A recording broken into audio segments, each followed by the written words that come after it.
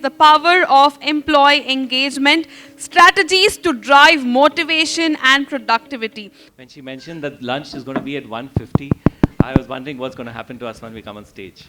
So I'm hoping you'll tolerate us for a little longer. We have 50 minutes for sure, and it's already saying time up, but please. So let's just move on with it. So what we're going to do is we're going to do an activity, and I'm going to be calling out a few statements. And just like how employee engagement has the employee satisfaction survey that we call, and it's so dear to us, we look forward to those results every year. We're going to be making these statements, and what you're going to do is you are going to be giving us a rating for each of the statement, all right? And one clap is basically moderate agreement. If you don't agree at all, don't clap. I don't force you. 5 is going to be high agreement. So you're going to be clapping 5 times. Very easy, right? And if you are in between, then how many times will you clap? 3 times, 2, and if you're a little higher, then maybe 4, all right? So here are the statements, very easy. Again, 1 for very moderate, and 5 for higher engagement and higher agreement. So let's see what the claps are. If you believe employee engagement is essential for the success of your organization. Thank you. Clap if your organization has implemented effective strategies to foster a culture of engagement. Okay, great. Clap if you think employee recognition and rewards significantly enhance engagement and productivity. Very nice. Clap if you believe that measuring engagement is important and you have metrics in place to do so. All right. Clap if you think professional development and career growth opportunities boost engagement. If you want to go to 10, please go. And clap if you implemented innovative approaches to enhance engagement in remote or hybrid settings. My team is clapping a lot that side. Thank you very much. Clap, and last one, this is the last statement. Clap if you use regular feedback mechanisms to improve employee engagement. Clap more, team. All right, so that's a basic context of what we are actually getting into. And I'm privileged to tell you that I have amazing panelists that have been already introduced to you. But to start off, let me just give a little context. Employees today all around the world have changed their priorities, right? The pandemic especially have empowered employees to reevaluate what's really truly important to them or us. And whether it's squeezing in your midday yoga session or maybe health and wellness, or whether it's baking a cake, everyone realized what's truly important to them. And this has led to many changes in jobs, careers, and even workplaces. Now, I have a cousin, for example, in Sydney, and she basically started baking during her time when she was at home during COVID times. And finally, she now has a mid-sized business in Sydney preparing her cakes. Now, who knew a global crisis could create actually bakers in all of us? And employees increasingly want it to be flexible, and they want to choose where to work. For example, 43% want to work from home compared to the pre-pandemic 16%. Now, what we are going to do is we are going to be dwelling in employee engagement. And many employees, while presently present in their roles, are emotionally distant, and I'm sure that you agree with that. So, before we get into all these things, I've got already a lot of people here on stage who have much more knowledge and are stalwarts in the HR industry. And I'm going to be doing a rapid round with them first and then sitting down. So the rapid round question is, okay, and we'll go from here and then end up there, and then we'll come back to everyone, is what exactly is employee engagement to you? And you can mention your name as well. Hi. Is it on? I don't know. Hello, can you hear me?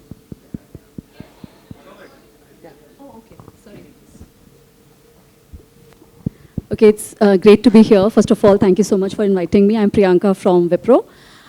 So, for me, it's very simple. If I'm being taken care of, if I'm being valued, if my contributions are appreciated, and, if my well-being is taken care of, I'll be super engaged. Superb, great, thank you. Next one, please. Hi, everyone. My name is Padmini. I head the HR department in Continental Hospitals. To me, employee engagement is basically motivation, connection, and commitment. Hi everyone, I'm Vinay from Diebold. For me, employee engagement is how much you are committed in helping the organization towards achieving its goals. So what an organization is doing for improving the employee quotient is what employee engagement for me. Awesome. Thank you. Hi everyone. Hi everyone. For me, employee engagement is connect, communicate, and collaborate. These are the 3 C's where you connect, you boil down to the organization goals, and each worker down the line knows his contribution to the bottom line of the company. That's where you connect, you communicate the goals, and you collaborate. Awesome. Thank you.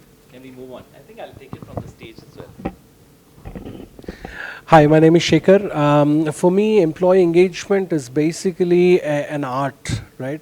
If you can weave together a tapestry of, let's say, passion and purpose and fuel with that commitment that is driving towards performance excellence, that is, to me, employee engagement. Amazing. Thank you. Can we have a round of applause for the rapid round, please? And now we go on. We have about 10 questions, very related to the statements that you actually clapped for earlier. And I'm so glad that you all gave us a consent earlier. So our first question is going to be to Padmini. And the first is, considering the importance of employee engagement, why, according to you, is it critical for organizational success? Well, I think, I work in a very heavy people-driven industry where it is very important for human intervention, right? I think in this organization, sometimes what happens in all the stress and all the, the patient care that we provide, we kind of get into a very stressful zone. Okay, now if we are not, I think here is where the HR team plays a very, very important role in boosting productivity. Okay, I'll give you a very small example. Today, we have the hospital, all the rooms are full, we have people waiting for beds, and the smallest thing that we could do as HR team yesterday and today is we took biscuit packets and we put them on the nursing stations, right? So that anybody who's hungry at any given point is able to eat something and then go back to serving the patient. That went a long way. I mean, we had a lot of appreciation, we had smiles. Yesterday there was a lot of, at the end of the day also, the nurses were very, serving the patients with a smile. That was just a small gesture, but it went a long way. So that's one of the, I think one of the key points that I would say that boosts productivity. The second thing is the more you start going onto the floors, you start, interacting with various nurses, just go say hi. Then what happens is they start building a comfort factor with you. And then whenever they have an issue or they have a solution that they're looking for, they don't hesitate to come down and talk to you, right? It could be just smallest thing about, I want to know more details on my employee insurance. Or it could just be that, I'm looking to move abroad. What do you suggest? Very small things, but then they feel a connection and they end up, kind of coming to us for all of this. I think the third thing that is very important as an HR, to maintain is the retention, right? I think when you are connected with your employees, when you have various employee engagement programs going on, you're talking to them, you also get a lot of early warning signs on what the attrition could look like, who may be looking out, and you can definitely drive organically, you can drive to retain them, without even letting them know that, we know that you're probably looking out and we want to retain you. Amazing, and that's so nice when you actually relate to your brand and you're connected with it. I love the anecdote of giving the biscuits, and I definitely call that a Rohit Sharma shot for the opening batsman, and I think that was great. So thank you so much for kickstarting that. Thank now you, Elton. We've all probably heard the employee engagement stats that approximately say that 2/3 of our employees are still disengaged. And the board representation that we all know about. Now, that board has been stuck on 2/3 for over 20 years, if you actually go and look at it. All right? And today, as of the Global Workplace Report, there's only 23% of employees who are totally engaged. So obviously, it's very critical to our organization to ensure that they're engaged. Our next question is to Priyanka, and considering all that we've spoken, what are some of the key strategies for fostering a culture of engagement within the organization? Sure, thanks for that question, Elton. Why don't you come and sit? Okay, All anyways. right, I'll take notes of that. Okay, so my answer is going to be very, very simple, and it's very basic, and I think all those fancy lunches and exotic outstation trips are really good. But I think if we keep it simple and basic, I think it serves a long-lasting purpose for keeping our employees engaged. So first and foremost, we need to have a lot of leadership commitment. It comes from there as to how you can keep the employees engaged at every stage. So to start with, I would be able to significantly contribute to the leadership expectation if my expectation is aligned, right? If my goals and objectives are aligned with the organization's goals and objectives. And clear communication becomes a key here. That how my organization is communicating that these are my objectives, this is the way I want to go forward, and how they break it up in smaller chunks. The organization objectives are being broken up in the unit's objectives to team's objectives, and then coming down to the individual's objective. So it's very important that alignment is very clearly visible, and I know as an associate how I'm contributing exactly and what is the impact I'm making. And when I have that sense of direction, I inculcate a sense of purpose, which is being spoken about quite largely these days, that, we need to have a sense of purpose, and that drives engagement. Point number 2, if I'm doing a job, I know I'm aligned, we are aligning all the objectives with your individual objectives. The second is, I need to be good at it. So what are those opportunities organizations are giving me, the platforms that they are giving me, so that I can, do a fantastic job of what I'm doing? And, do I have those platforms available where I can upskill myself? I do the certifications. I do not have to think about reimbursements, etc. But I just go learn and be best at it. So it's very important that, those platforms, organizations are investing in those professional development opportunities for the employees. Okay, so now my objectives are aligned and I'm doing best at my job. So the third step is I should feel appreciated and rewarded appropriately, right? So of course, compensation is a big elephant. We need to be compensated competitively, if not at the highest rate. But that's one part of it. But the intrinsic appreciation comes when, the platforms are available that you can recognize anybody on the spot. You don't have to wait for the yearly cycle to compensate somebody. It has to be there in your hand to, kind of give them that instant gratification that, yeah, that's a job well done. So it's very important that, organizations provide those platforms where they can do it instantly.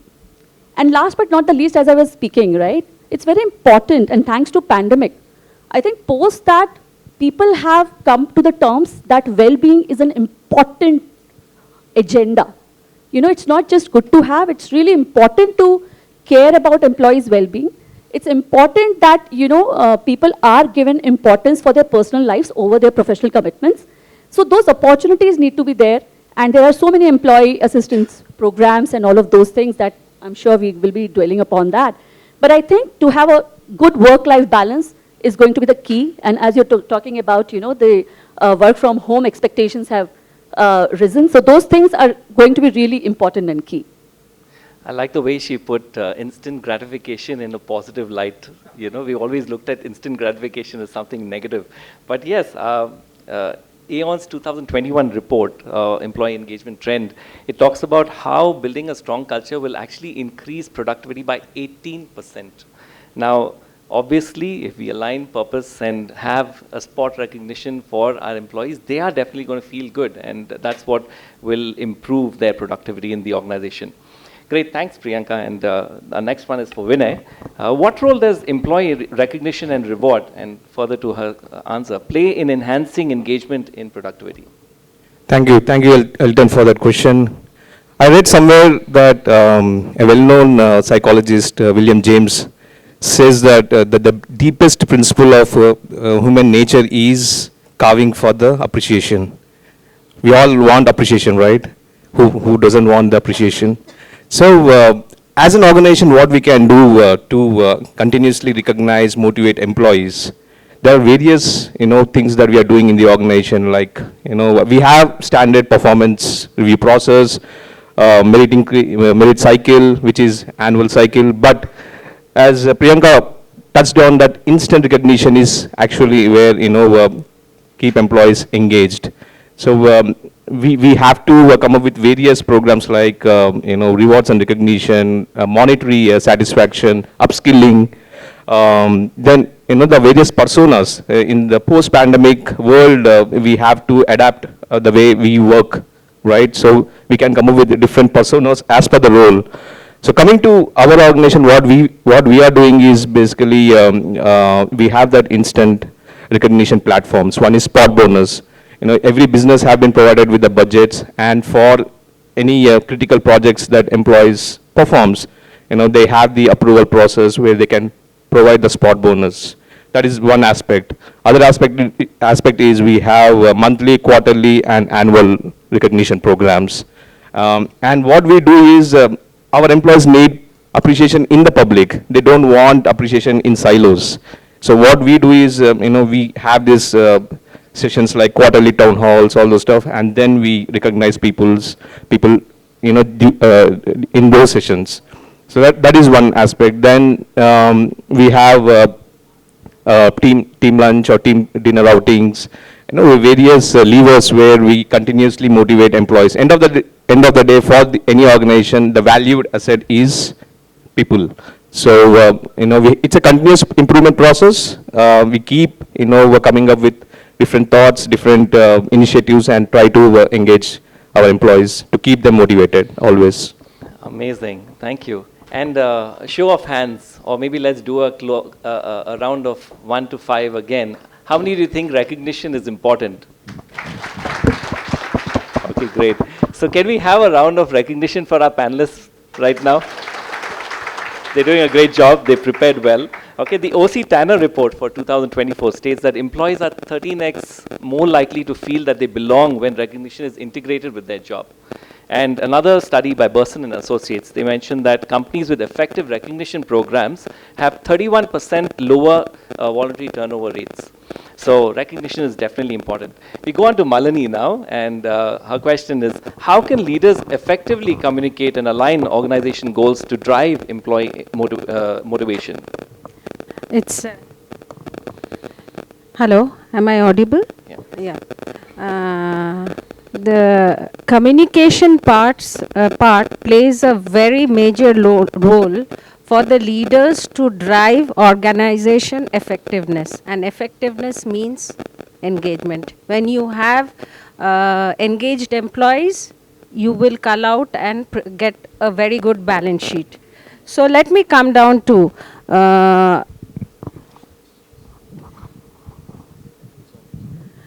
okay. So every leader has to have set the vision of the company.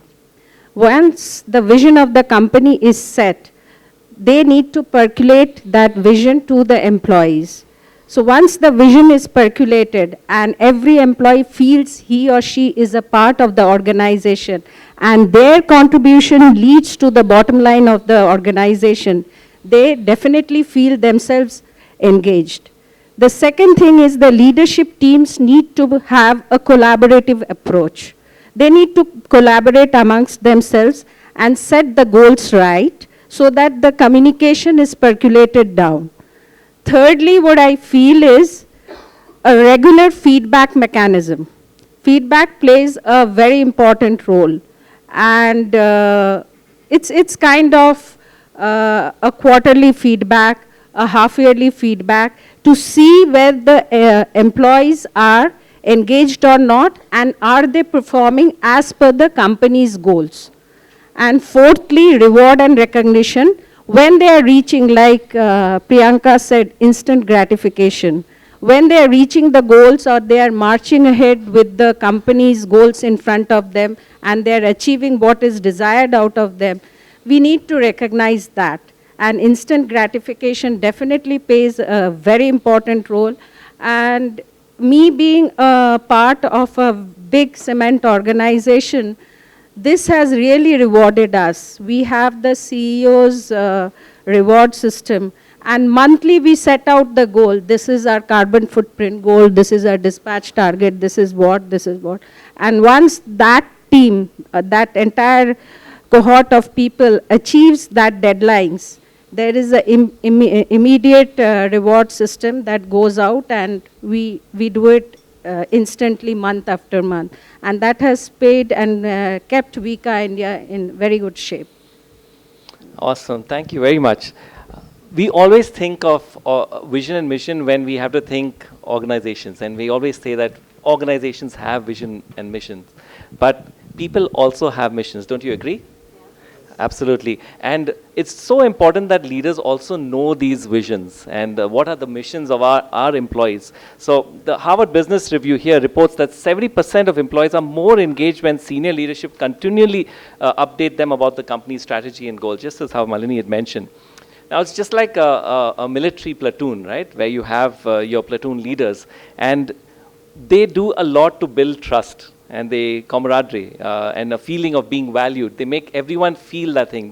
People look up to, you know, the platoon leader and do whatever he wants. Likewise, even business leaders need to create that trust between their employees, and 100% everyone will be, you know, benefited from that.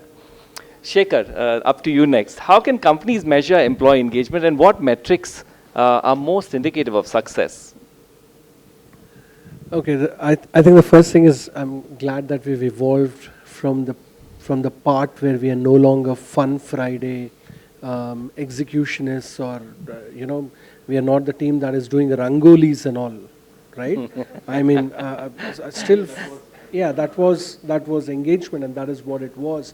But I think today, very important to look at engagement and see how it aligns to the organizational goals, the vision mission that you were talking about. So I think that is one key element. Also, what I think is, I'm a little bit of old school, you know, if you go back and look at some of the reports about how if you roll out a survey after each of these events and see what kind of feedback you're getting, that is a great indicator still. The turnover, the retention, basically, how is your retention doing? How are we doing in terms of productivity? Basically, if there's an increase, if you're able to find that is a great way for me to say that, you know, the people are engaged as well. So my attrition, retention rates, etc. So these are still, I think, good indicators. However, the need is to measure them thoroughly. And you know, do it continually, do it diligently. That is one. And yeah, these are some of the things that I would do. I've been doing it for quite some time, and it's working effectively. So not a lot of change that is required, but to do them more diligently, I think that's a key, I think. Yeah. I was just having this conversation with one of my teammates just yesterday on employee engagement. I said, like, most HR, I think, have evolved out of that state where they see engagement as rangolis or birthday parties or fun Fridays, and he brought that out bang on spot. And I'm sure that we're all moving there. Another report here, the Leapsome Workforce Trends Report of 2023, found that only 1 in 3 leaders track metrics like engagement and turnover. Now, that's quite alarming, right? But by tracking higher engagement in the organization, this boosts the company's earnings by 15% per share, and that's what the report says. So with reliable metrics, KPIs, HR leaders and company decision makers can definitely make data-driven choices in the organization. Thank you, Shekhar, for that great answer. Priyanka, back to you. And how can organizations create this supportive and inclusive work environment? Everyone's talking about DEI right now. And how do we boost employee morale in the organization? Sure. Thanks for that, Elton. But one more metrics before I go to that. I think we are also started tracking the moodometers. You know, how you're feeling today. I think that is also giving quite a good pulse. although there is question about the genuinity of sometimes, but I think that's the new one which is coming up. Coming back to inclusivity and having support systems, very, very important. And I think I'll take some examples of what we are doing so that it becomes more relevant. Having a strong support system is really going to be, is vital. And I was touching upon employee assistance programs, right? So organizations have felt that there's a need to have, certified counselors because, post-pandemic, I think the need of talking to somebody who will not judge you has become very, very strong, right? So I think we are going a little bit heavy on that. We have certified counselors, we have empaneled with certain experts who can give us those supporting environment. And I think the second thing that we are doing in a much more rigorous fashion. So earlier in those days, if you have a mentor, you are quite privileged, right? And it will come not by design, it will come by your own efforts. But as an organization, I think people are looking at mentorship with a more closer lens, and people are making those programs so that, people can choose mentors from the list of those mentors that are available. And that's a huge support, for an employee who do not want to share their inhibitions and insecurities with their managers or with their colleagues. They have a mentor who will not judge you and they will guide you, right? So that's important. And then coming to the DEIB space. It's a good business. So it's no longer good to have, it's a must to have, because it brings you, those bottom line kicking. Because more than 90% of the clients, they want diverse teams. Because they have to cater to the end users, which is diverse. So you cannot have only one set of people, working on your solutions. So you need to have that diversity, and that's why we are focusing on, 4 or 5 major pillars. Of course, women representation is very, very important, but apart from that, we are focusing on people with disability, LGBTQ+, nationality, and more importantly, generational diversity, right? We are 4 generations working right now, so it's important to create ecosystem where people can work together.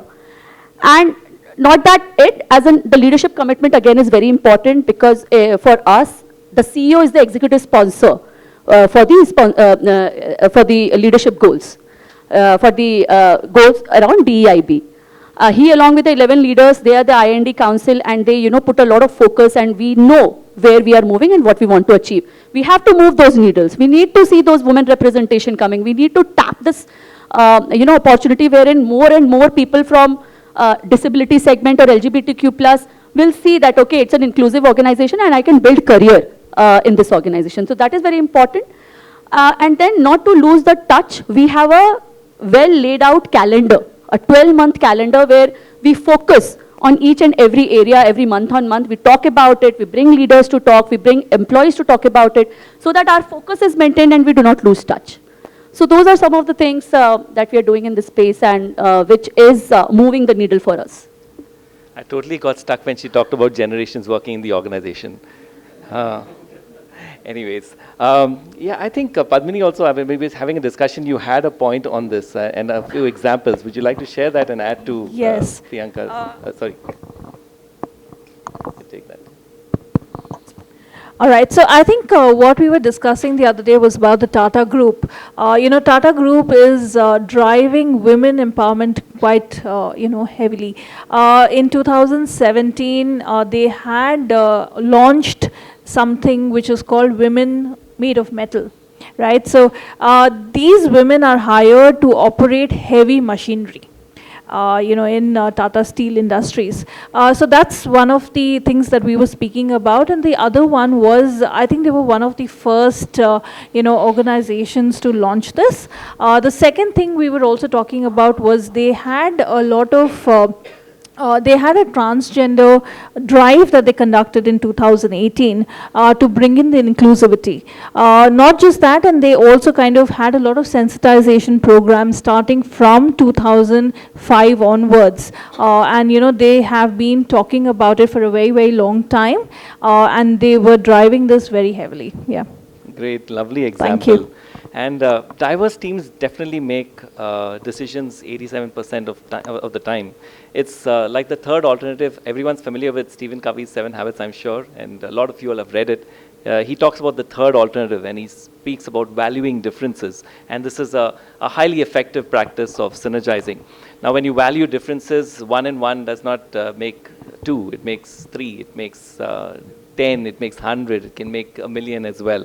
But if you don't, then you compromise, and then 1 plus 1 becomes 1.5. And so, and can be sometimes even lesser, and maybe getting a negative score as well. So great. With that, Malini, can we get the mic back to you? And what impact does professional development, career development or growth opportunities have on employee engagement? Well, earlier I have already spoken about sharing the vision. So we speak of big things like a balanced scorecard.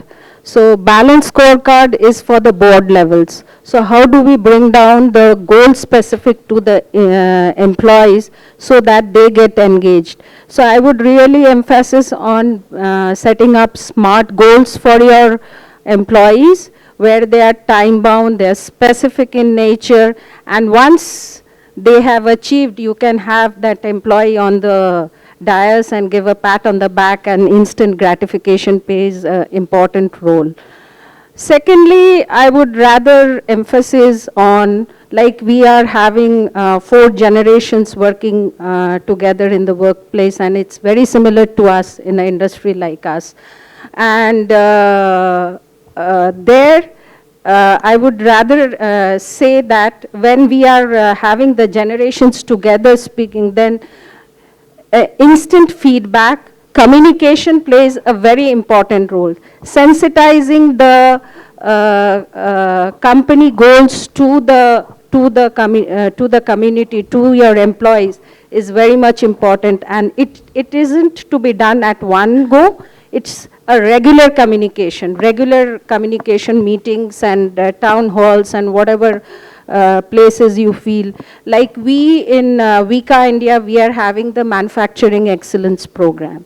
So what's that? The Manufacturing Excellence Program is basically what we are having the balanced scorecard broken down into SMART goals given to the people. So it's one session in the beginning of the year we have, and that's communicated and regular feedback is taken. And of course, what I feel is monthly reviews, weekly reviews, and having handhold the employee where he or she is not doing her work, and there we need the leaders to have effective leadership skills in them. They need to be leaders, not as bosses, where they need to handhold the employee, show him or her what is right, and where they need to have a corrective action in place. So these are the few things which I feel is absolutely necessary, and communication is the most, wherever you see in an organization there is a lucid and transparent communication flowing, that organization can never go wrong. And they can always reach their organization goals. And of course, what we earn for is the leadership team or the shareholders, is they earn for their dividends and the bottom line. And this is the key thing which I feel in an organization should prevail to earn the bottom line. Great. Thanks, Malini.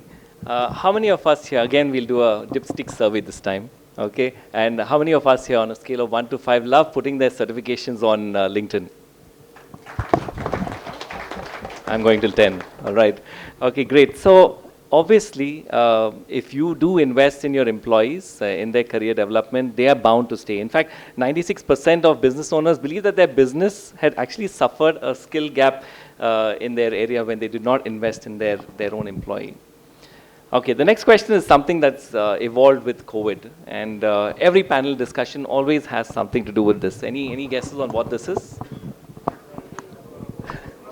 All right, I got it right. So remote working, right? And yeah, so what are some innovative, and this is for Padmini back again, what are some innovative approach that we can take to enhance employee engagement in remote or hybrid work settings? This is for everyone.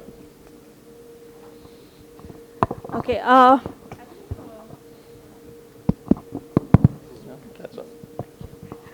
I think that's a very apt question for me, because when COVID actually happened, I was actually away from India. I was in Cairo, and it was a very strange thing for Egypt to start working from office. While in India, while I was working with Amazon at that point of time, and yes, Amazon was already doing work from home before the pandemic hit. So when it actually hit in Cairo, it was a very strange thing for a lot of people. We did not go into complete lockdown. We did have a couple of hours where we did come to office, but yes, eventually we had to move on to working from home. So that's when the internet was not very strong, and that's where the broadband started picking up in Egypt. That's when we started bringing in tools like Microsoft Teams. Of course, Amazon had its own tool as well called the Amazon Chime, which we were not using at that point because Amazon was still Souk, and we were transitioning from Souk to Amazon. So that was a very interesting period for me. We started using technology very heavily at that point of time. We started using Microsoft Teams. We even used Zoom. We started using Google Meet. So those three tools became very, very useful for us. The other thing is that we did want a lot of training to continuously happen. So we brought in a lot of gamified tools. That was another thing. And we also started bringing in virtual reality. Virtual reality was something which was very different for a lot of people, and that's something that really changed a lot of the way we were kind of, approaching a lot of solutions, meetings, etc. That was a very interesting part of our journey. I think these three were very, very, uniquely brought in Amazon at that point of time. So I think that continues to remain even today, and I think it's very interesting because now even the span of attention for people is not more than maybe 2 minutes of micro learning. So I think gamification has brought in a lot of change there.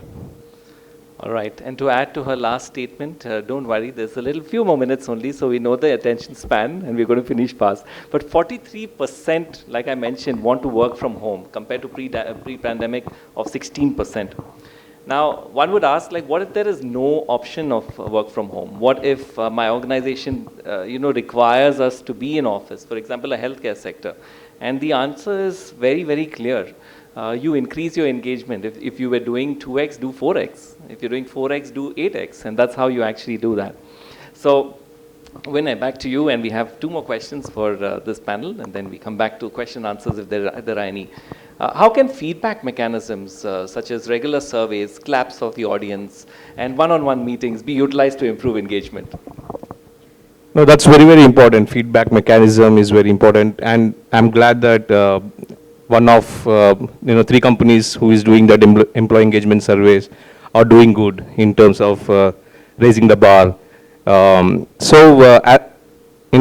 company, every company does that employee engagement surveys, but what I've seen differently we are doing in our company is earlier we also used to do employee listening, but it's more of a tick box. There's no much action happening over there. This time, the difference that I have seen is it's coming directly from the CEO's desk itself. If the seriousness is there at the CEO, the top level, I feel that the employee listening, employee engagement indicators plays very, very important role.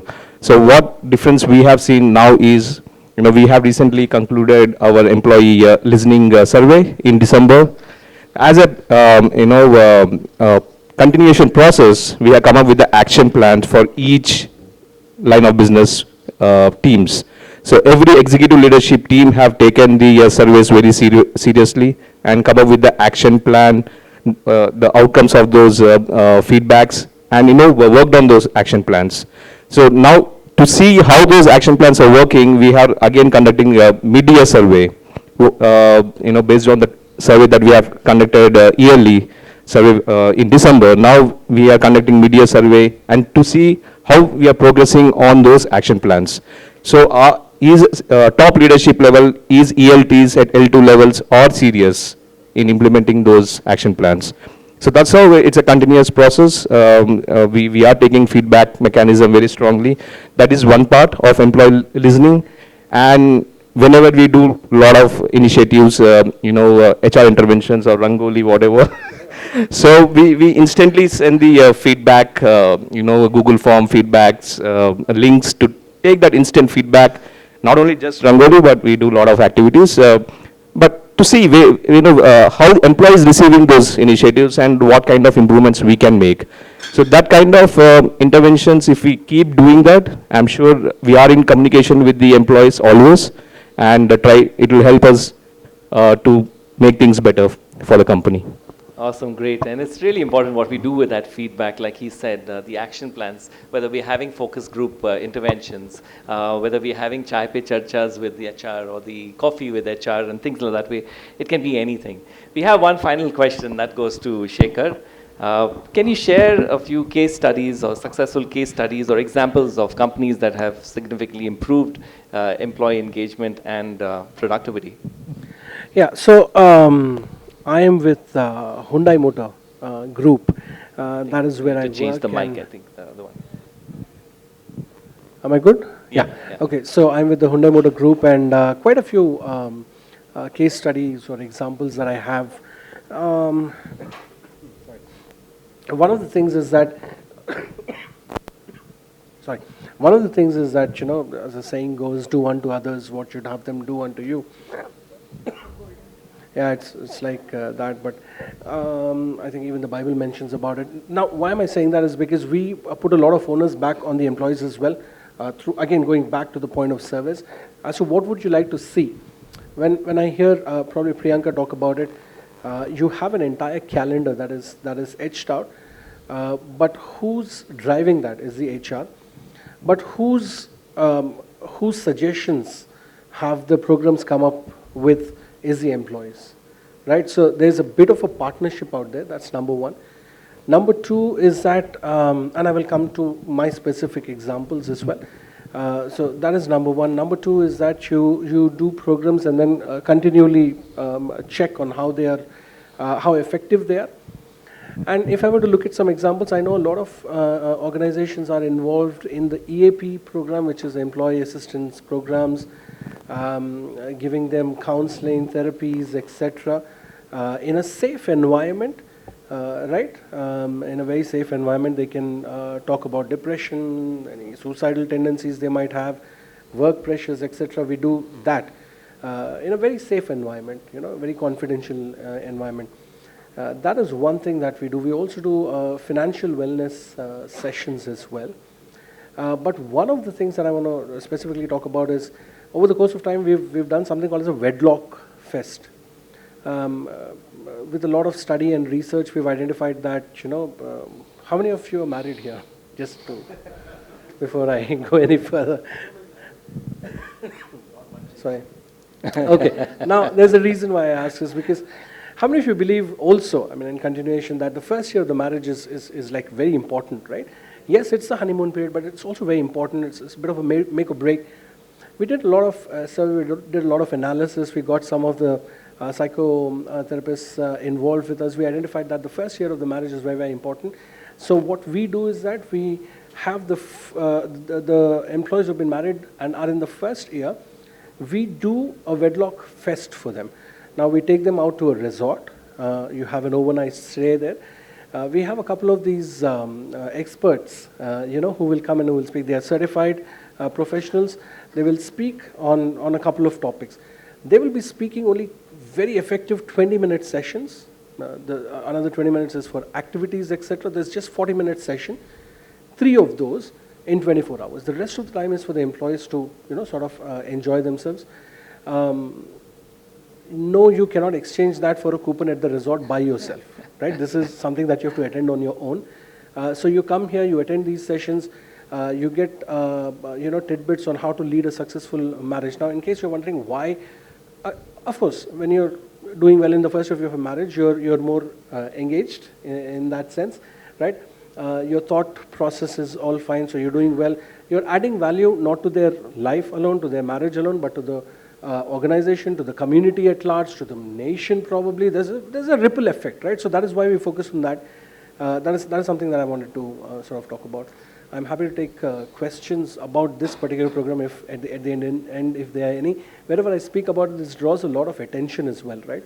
And we understand. So this was drawn out with a lot of analysis, data, method. A lot of it has been put into it, and this has been doing very well. We've received almost a 9.8 on this, and we've seen a spike of about 13% on retention process. So yeah, Amazing. that's some data. Ladies and gentlemen, if that caught your attention, the email ID is hiring@hmie.net. Well, that was a great way to summarize the whole program. In summary, Gallup estimates that low engagement costs the global economy $8.8 trillion US and accounts for the 9% of the global GDP. Now, the majority of the world in all its employees are quiet quitting, which means that they are most likely to be stressed, okay, and they're burnt out, and they feel lost and disconnected with their workplace. And surprisingly, these quiet quitters are often the greatest opportunity for all of us to invest time in and growth and change. They're waiting for a leader like you and me and managers around us to have a conversation with them, to encourage them, to inspire them. So if you're measuring just employee satisfaction and employee contentment, you're missing engagement. And the reality is that many corporate measures of engagement are mostly just measuring contentment. But true engagement comes with people being psychologically present in their work. We are going to be watching a video on that particular topic before we end. But before I do end, one last survey, and this one's going to be a scale of 0 to 20 on how you like this moderation and the panelists' discussion on everything.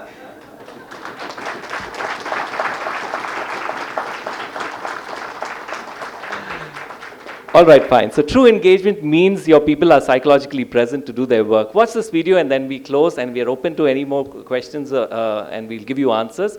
But if you like a quick lunch, then no more questions. All right, the video, please.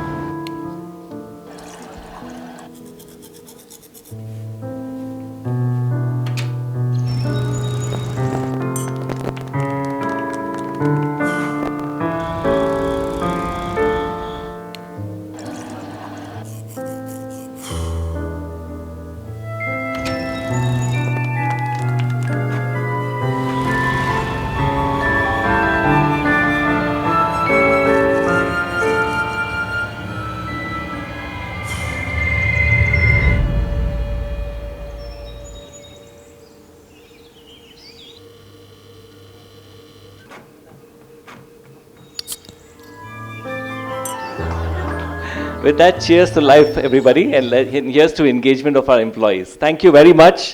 We're open to questions.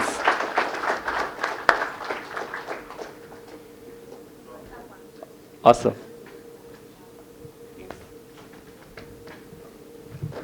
So if we are late for lunch, you know who to blame.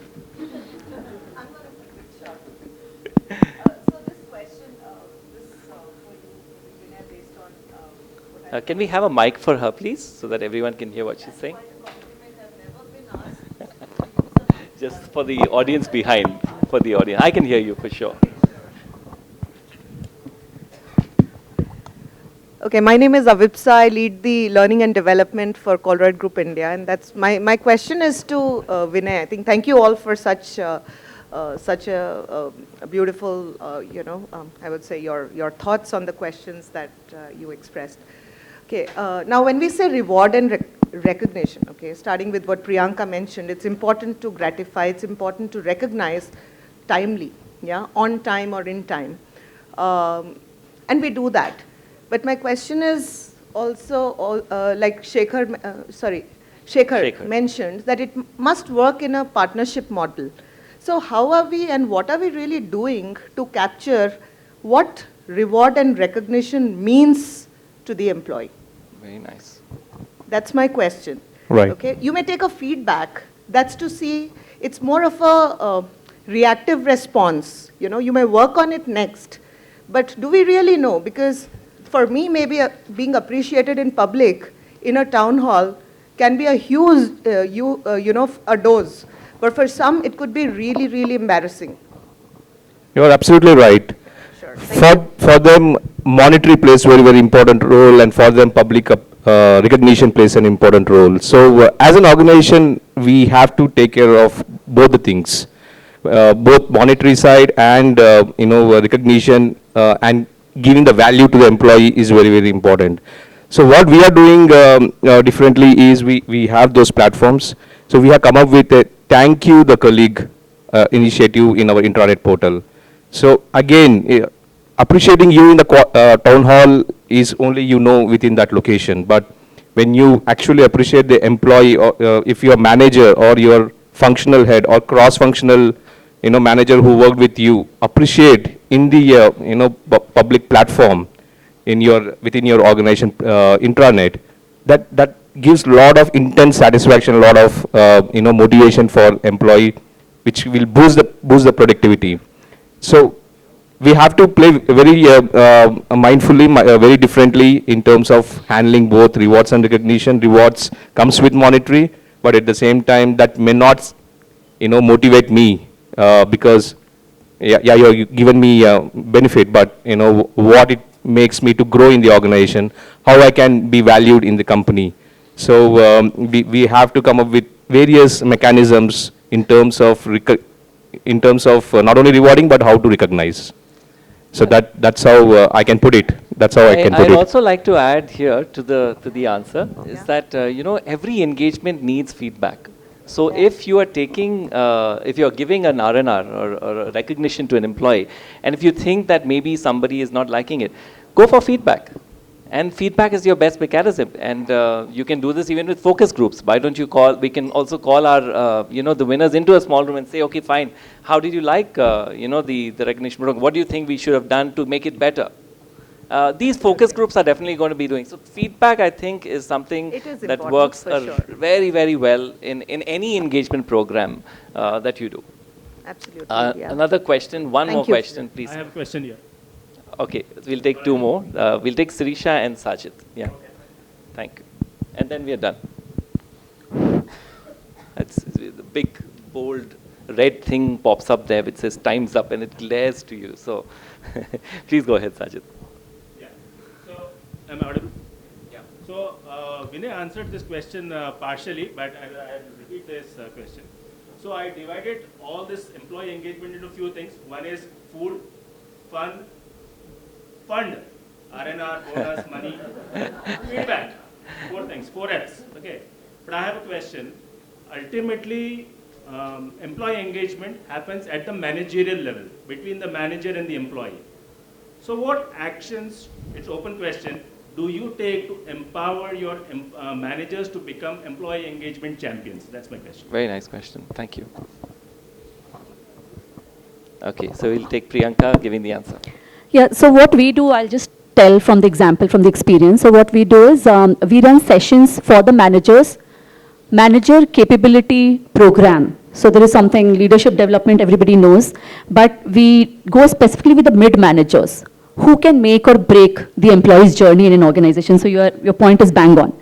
So it's very important to collaborate with them, to partner with them for this journey. Because, somebody was rightly saying that this cannot be an HR agenda. This has to be an organizational agenda. Absolutely. And managers are as much part of the stakeholders as the HR. And it all has to be executed through them. So it's very important to take their views also. Do they feel that there is going to be a value creation for some initiatives that we are going to launch? So we really need to have them as equal partners when it comes to engagement initiatives. So that is given. And secondly, empowerment you talked about. I think that's critical, that's key. Because everything you expect them to do, they will do the appraisal, they will make promotion decisions, but always held back by the budgets, etc. So, empower them by giving them funds so that they can use whatever way they want. It need not has to go for an approval matrix, which will again bog them down. So it's very important to empower them and be equal partners with them in this engagement agenda, in my view. All right, we have one last question that we'll take, and I think Sirisha. Yeah, just okay, please, one please thing. go ahead. Yeah. Just wanted to add to Priyanka, in my previous organization, the managers, they are the sandwiches between the top and the bottom, rather burgers, you would rather say. So we had something called the when you go for the PMS and you have the budget allocation. So we had specifically given the managers the budgets for their respective departments. So whenever they are giving a PMS review or an increment, or they have the budget and they can allocate it as and when they, I mean, how they want to do. Of course, the HR could supersede, the president could supersede, but they had a voice. And that is the reason the employees down the line, they respected them and they had a leader within themselves. They could feel protected under the umbrella of those managers, that they can lead. And of course, the top level was always pushing down the onus, but this is the way we could manage it well. Thank you. One last question from Sirisha, please. And anyone else who has questions, we are always welcome during the lunch break to socialize. It's so nice that in a group like this, when we meet so many people so often at different conferences, we get to know each other's names. So I can actually take names and say, oh, please, Sirisha, go ahead. Can you hear me? Yes, please. Hello. So my question is to all of you. We are all HR professionals in the room. All of us have a HR budget, which is given at the beginning of the year. Some organizations do have a fixed budget, some do not, right? So now how do you run this employee engagement or capability building initiatives in the organization if your budget is limited, number one? Number two, they're directed towards other areas, because HR usually undergoes this kind of tension all the time, that whenever there is a problem in the organization, they'll say, can you cut down on the HR budgets or the L&D budgets, right? So how do you manage? Because in my mind, I think employee engagement is directly proportional to the amount you're spending on employees in the organization. I think this is everyone's question. Well, if I'm searching for answers. Anyone would like to take that? So, great question, I think, Sirisha, thank you. Obviously, that's a question that I would ask if I was sitting there. But a couple of things that I've learned to do is have a very healthy relationship with the finance team.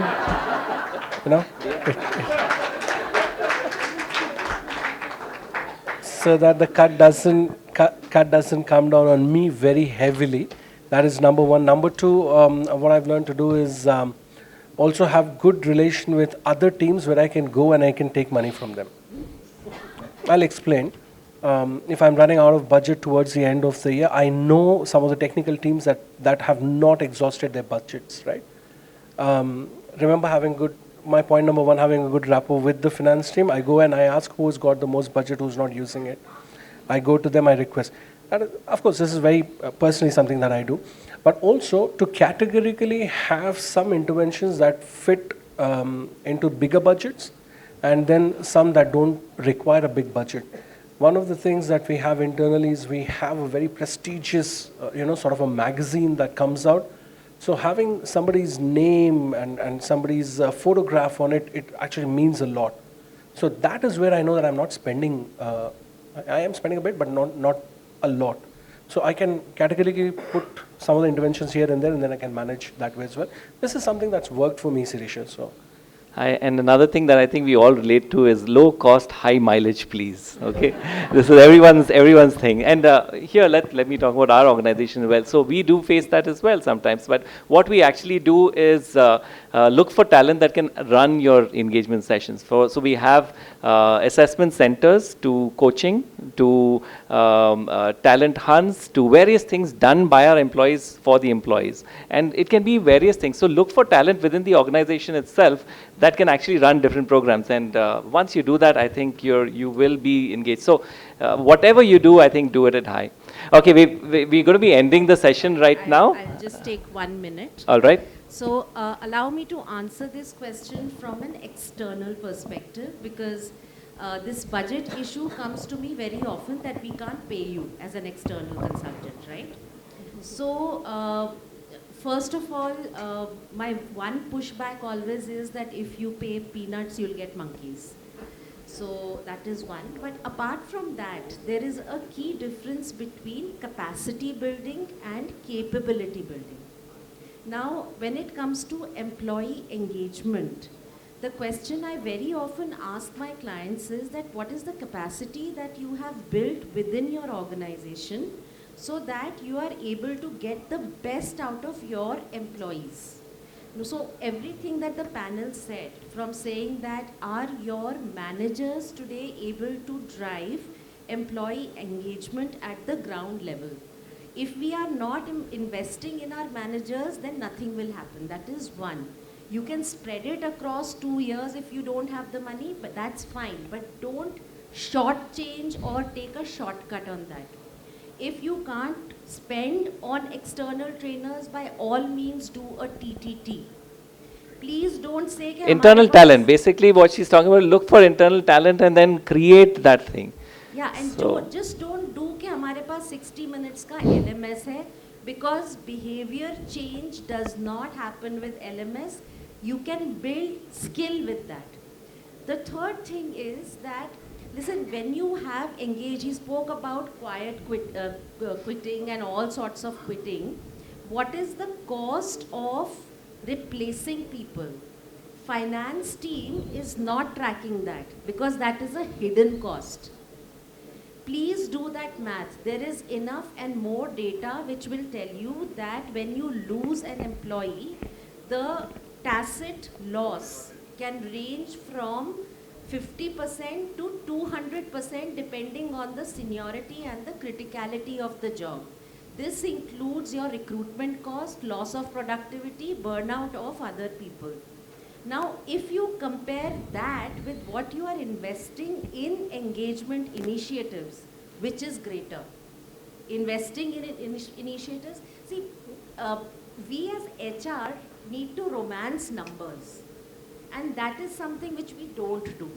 If I start romancing numbers and start doing it with CFO, how many times have I asked the CFO कि आपने ये ad चला के महेश बाबू को सामने Mountain Dew पे लगा दिया, उसकी ROI क्या है? कोई ROI आई कितनी माउंटेन ड्यू की इस ad की वजह से? आपके फाइनेंस वाले के पास जवाब नहीं होगा, लेकिन वो आपसे आपके एंगेजमेंट इनिशिएटिव का ROI पूछेगा. So that's all I wanted to say. Thanks a lot. A round of applause, please. We did the survey, we did the dipstick, now it's for a mood meter. How are you all after the session? From 1 to 10, please. A big round of applause for all of you. Thank you so much, and looking forward to all other sessions the remaining of the day. Please have a great lunch. Bon appetit.